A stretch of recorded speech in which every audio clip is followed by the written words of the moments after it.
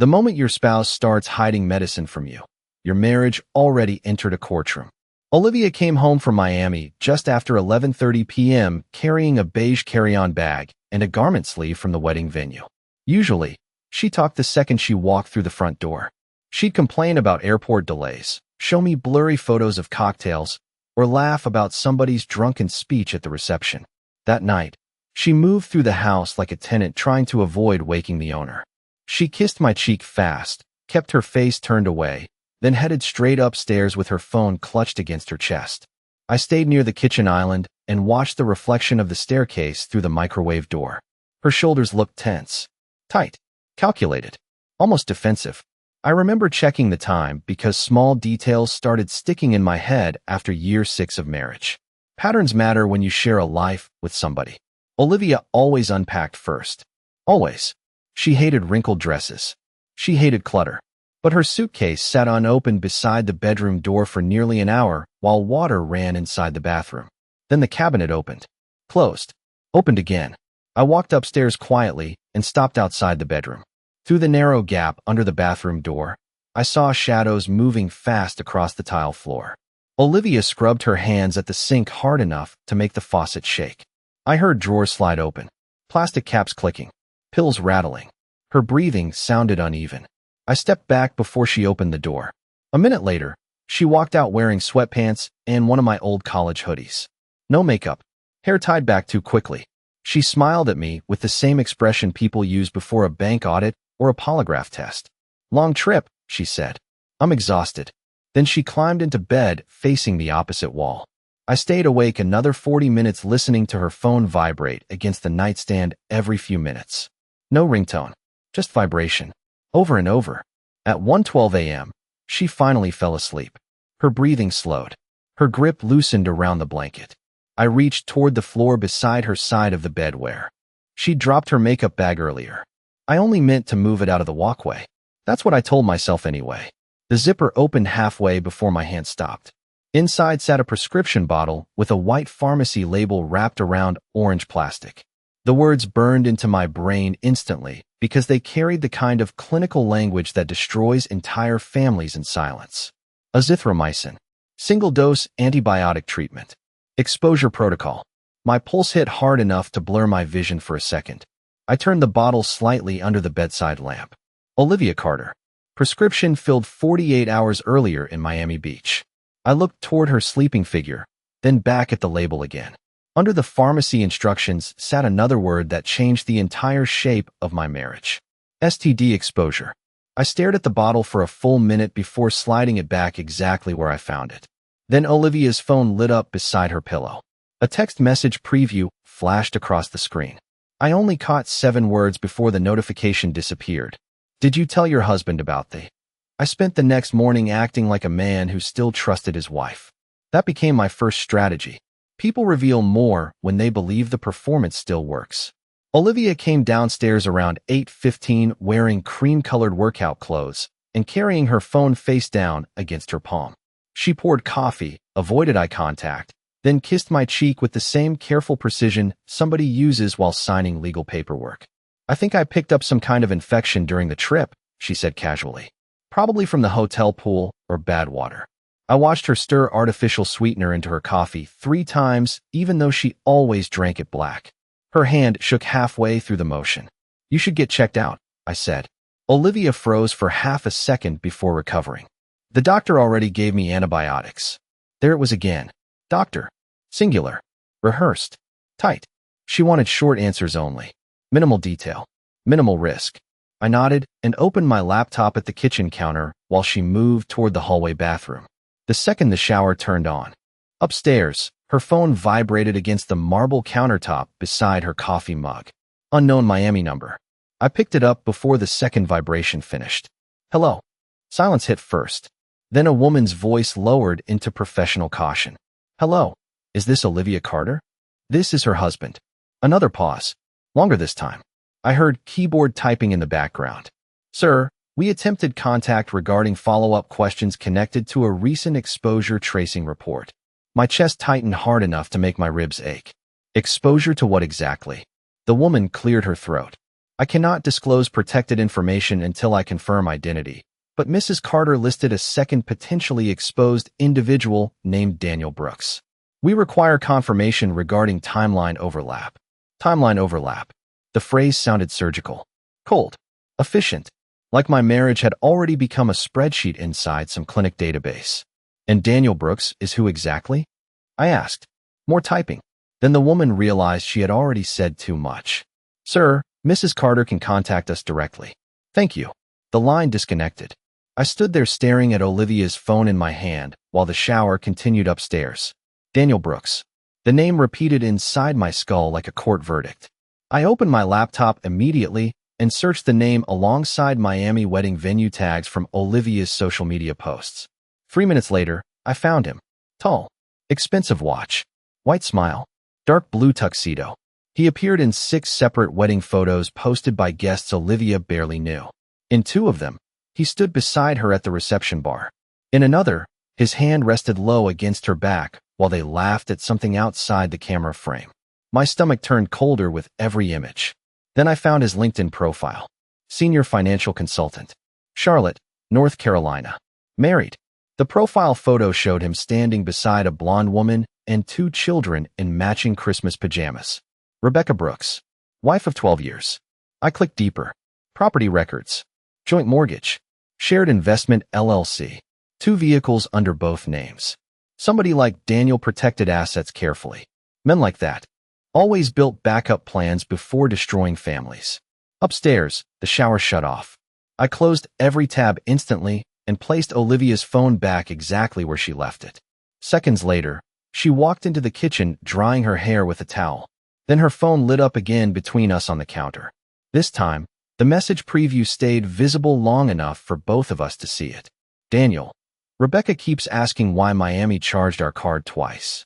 The human brain starts building defense mechanisms long before the truth reaches the surface. By Wednesday, Olivia had already entered survival mode. She started leaving her phone screen down around me on purpose now, which told me she wanted to appear relaxed. Guilty people always overcorrect. She cooked dinner that night, even though she usually ordered takeout after business trips. Lemon chicken, roasted asparagus, a bottle of Pinot Noir she had been saving for a special occasion. Every move carried calculation behind it. She wanted normal. She wanted routine.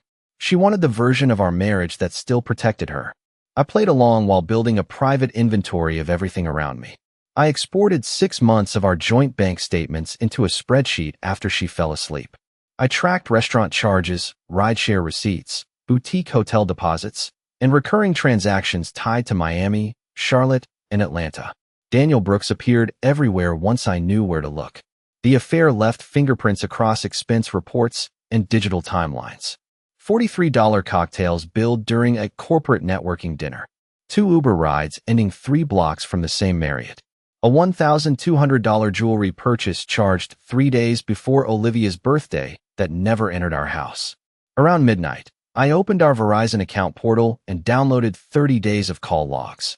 Olivia deleted text threads every night before bed, but timestamps still existed inside carrier records. Daniel's number appeared constantly between 11 p.m. and 1 a.m. Average call duration, 23 minutes. Long enough for emotional intimacy. Long enough for future planning. Long enough for betrayal to evolve into routine.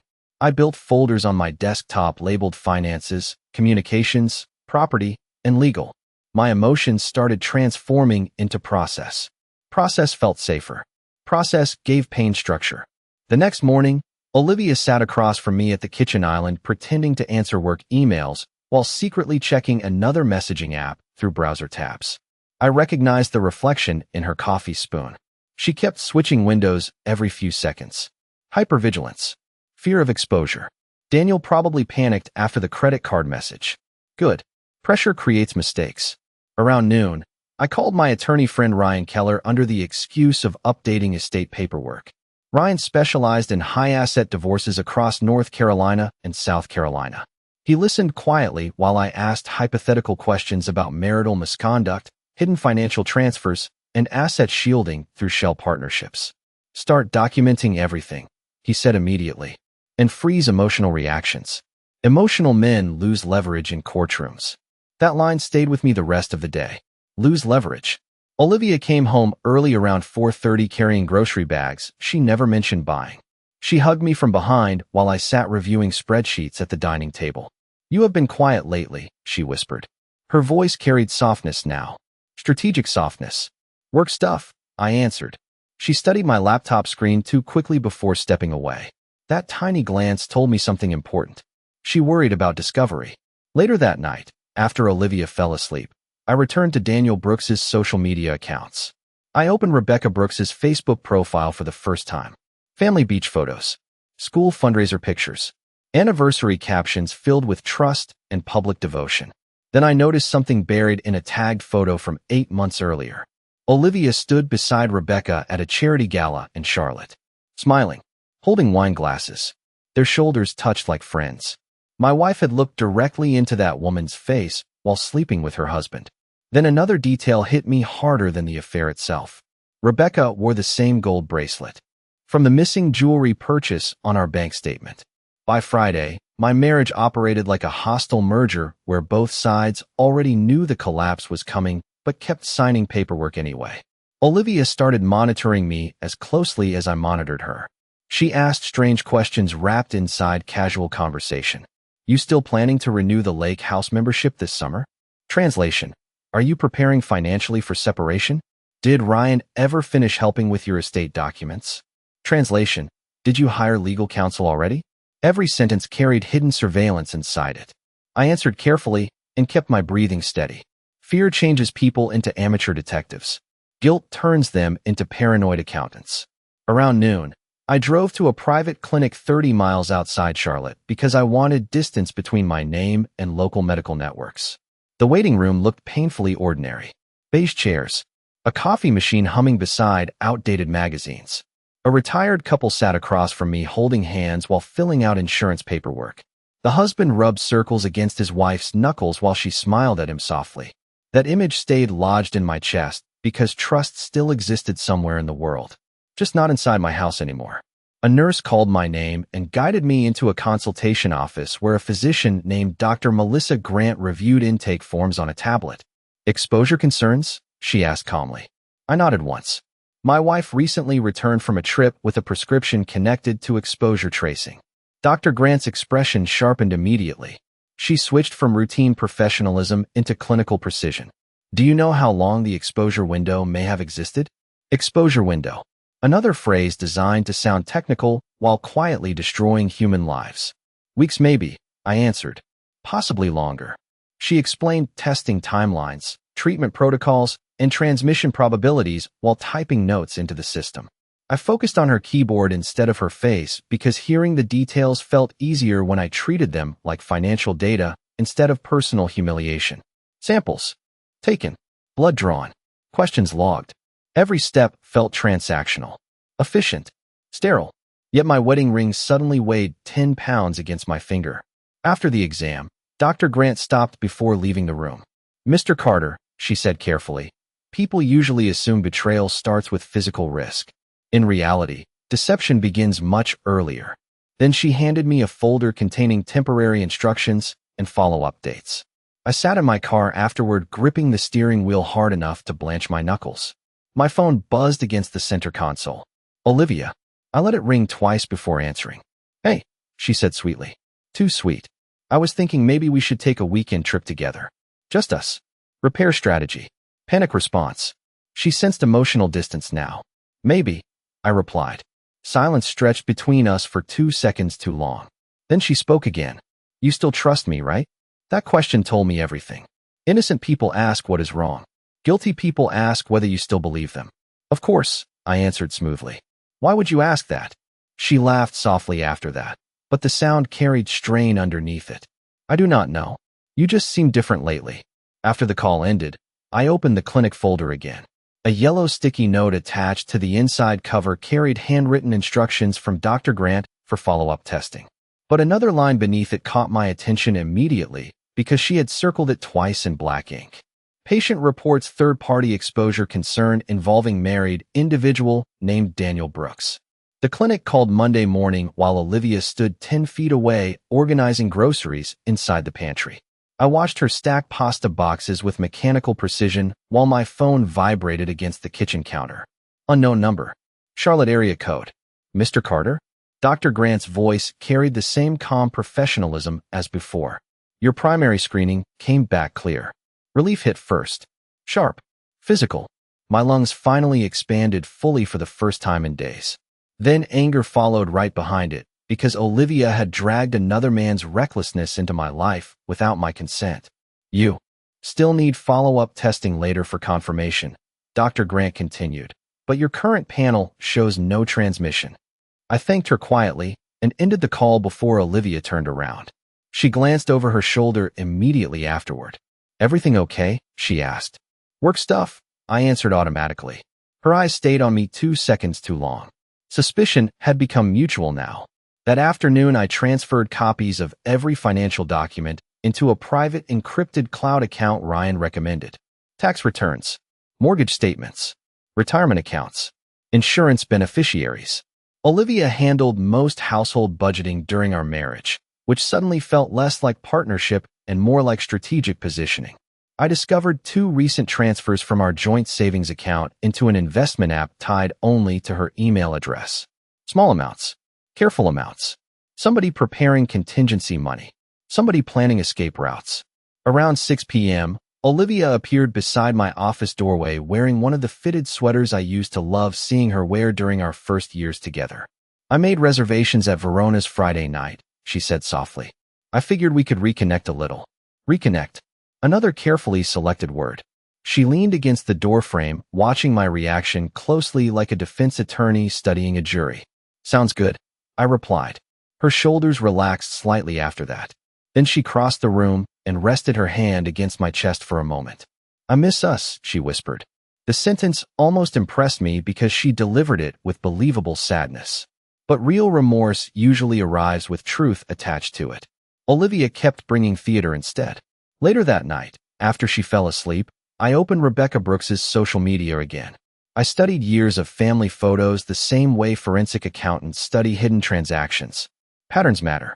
Rebecca volunteered at charity events, organized school fundraisers, posted anniversary tributes filled with admiration for Daniel's integrity and discipline. The irony almost made me laugh out loud. Daniel sold financial trust for a living while running an affair messy enough to trigger medical tracing calls. Around 1 a.m., I finally made a decision. Rebecca deserved facts before Daniel or Olivia rewrote the narrative. I created a new encrypted email account through a secure browser Ryan recommended for sensitive divorce investigations. Then I attached screenshots one by one.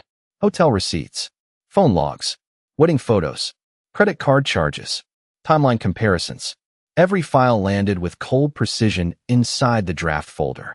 I stopped before attaching the clinic documents. Too early. That evidence carried final stage impact. You only use final stage leverage once. Then I typed a single message into the subject line. Your husband and my wife share more than friendship. I stared at the send button for almost 30 seconds before closing the laptop instead. Timing mattered now. Timing separated emotional revenge from permanent destruction. The next morning, Olivia walked into the kitchen smiling brighter than she had all week. Good news, she said excitedly. Daniel and Rebecca are coming to Charlotte this weekend. I told them we should finally all have dinner together. The invitation changed the balance of power instantly. Olivia thought she controlled the room because she arranged the dinner herself. In reality, she had just handed me the perfect stage. The next 48 hours turned my house into a theater production built entirely on deception management. Olivia entered full repair mode. She cooked elaborate meals. She touched my arm more often during conversations. She started mentioning old memories from early in our marriage like somebody rebuilding emotional equity before a financial crash. Remember our first apartment near Raleigh? She asked Thursday night while folding laundry beside me. We were so broke we shared one frying pan for a year. I smiled faintly and watched her carefully align towels into perfect stacks. Nervous people crave order. I remember, I answered. What I remembered more clearly sat inside my encrypted folders upstairs. Phone records, transaction histories, medical timelines. Every lie had become indexed evidence now. Friday morning, I finally contacted Rebecca Brooks. I used the encrypted account and sent a short message stripped of emotional language. Emotion weakens credibility. Evidence strengthens it. Your husband and my wife have maintained a relationship for several months. You deserve facts before someone manipulates the story. I attached 3 files only. Miami hotel invoices, wedding photographs, phone records showing late-night communication patterns. No accusations, no threats, just structure. 10 minutes later, the read receipt appeared. Then silence. Around noon, Olivia texted me 3 times in under an hour asking whether I planned to wear the navy blazer or gray suit to dinner Saturday night. Again, overcorrection. She wanted presentation polished. She wanted visual stability. Affairs thrive inside image management. That evening, I reviewed property division laws again with Ryan over a secure call. Keep your emotional reactions private, he repeated. People confess more when they think they still control perception. Then he paused before adding, and Ethan? Save every message from now on. After we ended the call, I walked downstairs and found Olivia sitting alone at the kitchen island staring at her phone with frozen concentration. Her breathing looked shallow. Her thumb hovered over the screen without moving. Everything okay? I asked calmly. She flinched slightly before locking the phone immediately. Yeah, just work drama. Another lie delivered too fast. Her pulse practically radiated through the room. Rebecca must have opened the files already. Olivia sensed movement somewhere inside the system, but lacked visibility. Watching fear spread through somebody who once lied effortlessly felt strangely clinical, like observing cracks travel across glass in slow motion. Saturday arrived with the kind of tension that changes how people stand inside their own homes. Olivia spent almost 2 hours preparing for dinner. Hair appointment, makeup, white silk blouse, diamond earrings I bought during our 10th anniversary trip to Napa. Every detail communicated one message: stable marriage, healthy couple, nothing broken here. Meanwhile, I printed copies of every document and sealed them inside 2 separate manila envelopes upstairs in my office, one for protection, one for destruction. Around 6:40 p.m., Daniel and Rebecca arrived at our house. Daniel walked in first, carrying expensive bourbon and the confidence of a man accustomed to manipulating rooms professionally. Rebecca followed behind him wearing a dark green dress and a smile that looked carefully assembled rather than genuine. The second her eyes met mine, I understood something immediately. She knew already. Olivia hugged her tightly near the front hallway, while Daniel shook my hand firmly. Then Olivia laughed nervously and said the sentence that almost made me admire the cruelty of timing itself. I am just so glad all 4 of us finally get to spend quality time together. People imagine confrontations as loud explosions. Real destruction usually arrives through silence and eye contact. Dinner started with polished conversation and expensive lies.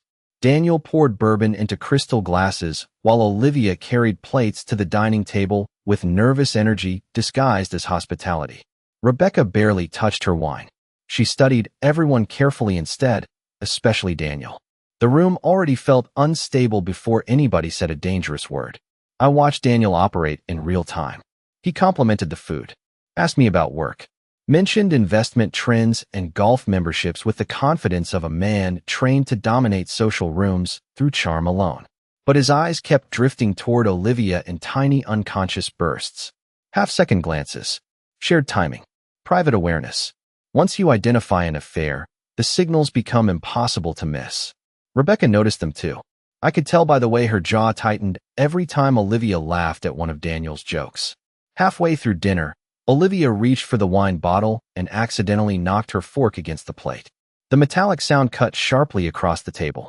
Everybody paused for a second too long afterward. Fear had entered the room fully now. You okay? Rebecca asked her calmly.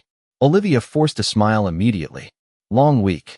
Rebecca nodded slowly while folding her napkin with precise movements. I imagine. Daniel cleared his throat and redirected the conversation toward travel plans for summer. Classic diversion tactic. Keep momentum moving before emotional pressure builds. I almost admired the instinct. Almost. Dessert arrived untouched by everyone except Olivia, who kept sipping wine faster with each passing minute. Her phone buzzed twice beside her plate during dinner. Each vibration made her shoulders tense instantly. Daniel noticed too. So did Rebecca. Nobody said anything. Around 9:15 p.m., I stood up quietly and walked toward my office upstairs. 1 second, I said casually. I forgot something. Olivia watched me leave with visible concern now. She sensed movement underneath the surface, but lacked enough information to stop it. 30 seconds later, I returned carrying a manila envelope. Thick, heavy, deliberate. Daniel's posture changed the moment he saw it. Tiny details matter in moments like that. His hand tightened around the bourbon glass. Olivia stopped breathing for half a second. Rebecca looked directly at me without blinking. I placed the envelope carefully beside Rebecca's plate. What is this? Olivia asked immediately. Her voice sounded thinner now. I ignored her question and looked at Rebecca instead. You deserve accurate information before anybody edits the story for you. Daniel leaned forward sharply. Ethan, maybe this is not the time for whatever this is. There it was. Panic leaking through professionalism. Actually, Rebecca said softly without taking her eyes off me. I think this is exactly the time. Olivia turned pale so quickly it looked physical. She grabbed her wine glass with both hands now. Can somebody tell me what is happening? She asked. I slid the envelope another inch toward Rebecca. Open it. Daniel stood halfway from his chair. Rebecca, do not. Wrong sentence. Wrong tone. Control shattered the second he tried to stop her. Rebecca opened the clasp slowly and removed the documents one page at a time. Hotel receipts first. Phone log second. Wedding photos third. Olivia's breathing became audible across the table. Then Rebecca reached the final packet inside the envelope and froze completely. White medical forms. Clinic headers. Exposure tracing documents. She stared at the pages for several seconds before finally lifting her eyes toward Olivia. You told me Miami was a girl's trip, she said quietly. Olivia looked at Daniel instantly instead of answering. That single reflex told Rebecca everything. Then Rebecca lowered her eyes back to the paperwork and read one sentence out loud that drained every remaining ounce of oxygen from the room. Patient reports possible transmission involving Daniel Brooks. Silence spread across the dining room like smoke after Rebecca read the sentence aloud. Nobody moved immediately. Nobody reached for a drink. The entire evening finally stopped pretending to be civilized. Daniel recovered first because men like him survive through rapid damage control. Rebecca, listen to me, he said sharply while reaching toward the documents.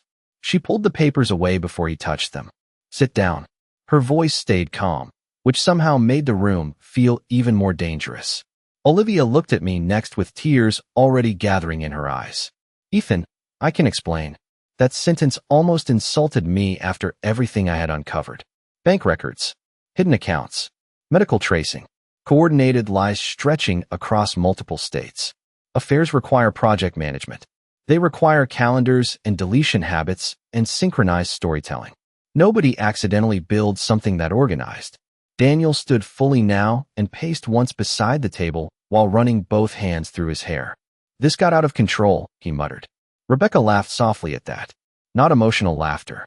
Surgical laughter. Out of control, she repeated. You booked hotel rooms using our family credit card. Daniel opened his mouth again, but she cut him off immediately. You brought another woman into my life, my finances, my health decisions, and my children's future. Every word landed clean and sharp. Olivia started crying openly then. Real panic finally replaced performance. Rebecca, I swear I never meant for this to happen. Rebecca turned slowly toward her. You attended my daughter's birthday dinner 8 months ago. Olivia froze instantly. You hugged me. You complimented my house. Then you kept sleeping with my husband. Olivia covered her face with one hand after that. Daniel moved toward Rebecca carefully now, like somebody approaching unstable explosives. Please lower your voice, he whispered urgently. Wrong move again. Rebecca stared at him with complete disbelief. You still think embarrassment is the problem here?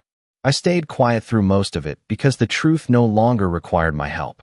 Evidence had already replaced emotion. That was the real power shift. Olivia suddenly stood from her chair and looked directly at me through tears. How long have you known? She asked. Long enough to organize my finances, I answered calmly. Her expression collapsed completely after hearing that. She realized the timeline then. The spreadsheets, the silence, the emotional distance. Every detail she noticed over the past week suddenly rearranged itself into one horrifying realization. I never lost control.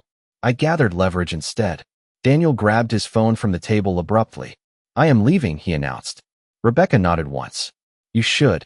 Then she pulled another envelope from her purse and slid it across the table toward him. Daniel frowned immediately. "What is this?"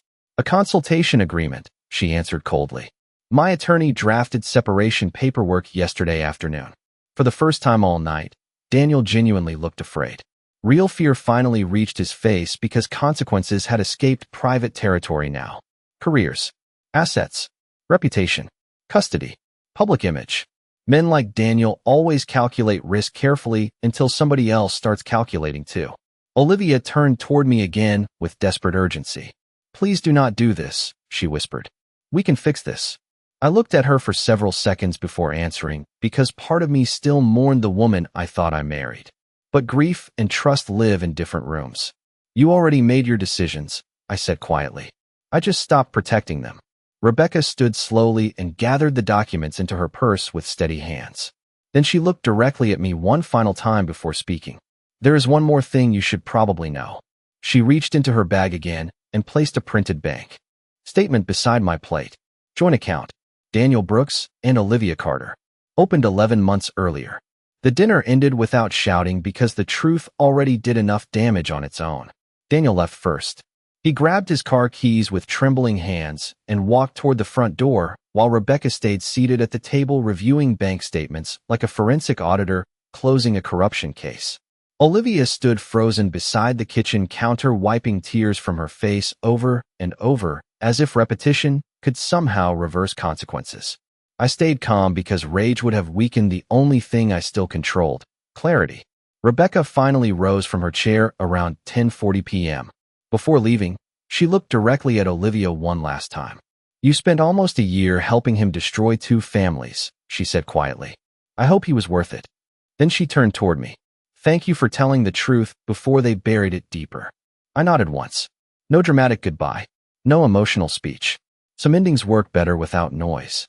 After the front door closed, silence settled over the house for the first time all night. Olivia stared at me from across the dining room, like she had finally realized she no longer recognized the man standing in front of her. "You planned all this," she whispered. "No," I answered calmly. "You planned this 11 months ago. I just stopped interrupting the consequences." She cried harder after that. Real panic now. Real grief. Not grief over love. Grief over collapse. Over exposure. Over losing control of the narrative. "I made a mistake," she kept repeating. Same sentence. Same rhythm. People cling to small language when large truths corner them. I walked upstairs without responding and returned carrying a black portfolio case filled with printed financial records. Joint account statements. Hidden transfers. Hotel expenses. Copies of legal consultations. Olivia's expression changed immediately once she saw the stack. "You went through my accounts?" she asked. "Our accounts," I corrected. "And apparently your second relationship budget." I placed the documents across the dining table one section at a time. Organization mattered. Affairs survive through confusion. Evidence destroys confusion. "You moved money into a private investment app 6 weeks ago," I continued. "You opened a joint account with Daniel 11 months ago. You used marital funds for travel and gifts." Ryan already reviewed everything. Hearing my attorney's name visibly shook her. "You talked to a lawyer?" she asked weakly. 3 weeks ago." That answer drained the last illusion from her face. She finally understood the timeline fully then. While she kept performing recovery, I had already shifted into exit strategy. "So what now?" she whispered. I looked around the dining room slowly. Wedding photos still hung on the far wall beside vacation pictures from Napa and Charleston. Entire years of my life reduced to staged evidence beside hidden betrayal. "Now," I said quietly, "you live with the version of yourself you created." Olivia lowered into a chair and covered her face while crying softly into both hands. I felt sadness watching her break apart. But sadness and trust are separate currencies. Once trust collapses, love starts operating like debt. Around midnight, I carried the framed wedding photo from above the fireplace into the garage. I set it beside a stack of unopened moving boxes and stared at it for several seconds under the fluorescent light. 2 smiling people. 2 polished lies. My phone buzzed suddenly inside my pocket. A new email notification. Sender, Rebecca Brooks. Subject line. There is something else you should probably see. Attached beneath the message sat a scanned copy of a life insurance policy listing Olivia Carter as beneficiary.